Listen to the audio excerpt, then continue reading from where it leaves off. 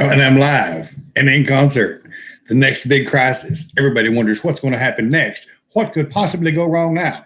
Let me give you a little secret. So when I worked on Wall Street in 1988 and 89, there's an interesting little thing about these municipalities that they're shutting down all the businesses to save us because less than 1/100th of a percentile of the world's 7 billion population has COVID. Everything's shut down. That means that millions of dollars of tax revenue is not being collected. Fines are not being generated because cops aren't writing tickets. But what nobody fucking wants to remember is that all of the interest payments for the muni bonds that every one of those municipalities issued has an interest payment that's due every 6 months, every quarter, whatever it happens to be. And millions of Americans have invested in those muni bonds.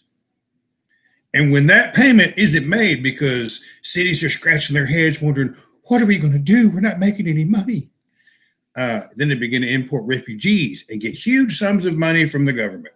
I don't know what to tell you guys, but I promise you that's coming next. Moody's is going to start looking at these municipalities that have shut down everything because of a fucking pandemic and say, why aren't you making your interest payment? Well, your credit rating now goes from a AAA to, let's say, a B or even a C. Now all of your stuff is junk bonds. And you're going to have to pay 20% interest or 28% interest to even get somebody to buy it. Doesn't matter if the sun has a flare and burns out all of the electronics on the planet and shuts everything down. When that money stops flowing, I promise you, as soon as you figure out what's going to prop all these little communities up, you'll find the architect of all of this bullshit that's got all of us scratching our heads going, what in the world is really going on here? Because none of this makes sense. And these little county commissioners and mayors are buffoons. All of these little governors that are, we need to shut a state down. Wait a minute. 4 years ago, Obama was telling us that everybody has a right to free health care. Well, fuck, now we're all wanting it. No, we can't do it. What is it? Which one is it? Well, we know we got to shut the state down because the health care can't keep up.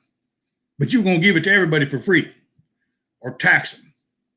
Largest tax increase in history. Hey, these kind of things kind of just pester the shit out of me. And watching all of these sheeple get online and say, you don't understand what a mask really means. It means you're a sheep. It means you're a buffoon. It means look, if you're an at-risk person, you should be wearing a mask because that's your health. The fuck does I have to wear a mask for because you're scared? I'm not scared. 0.01% of the people that get it that are in my condition, my shape, my health, yeah, me get sick.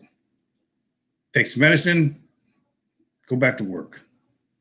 But all of a sudden, because, well, there's just been a bunch. There's really been a bunch.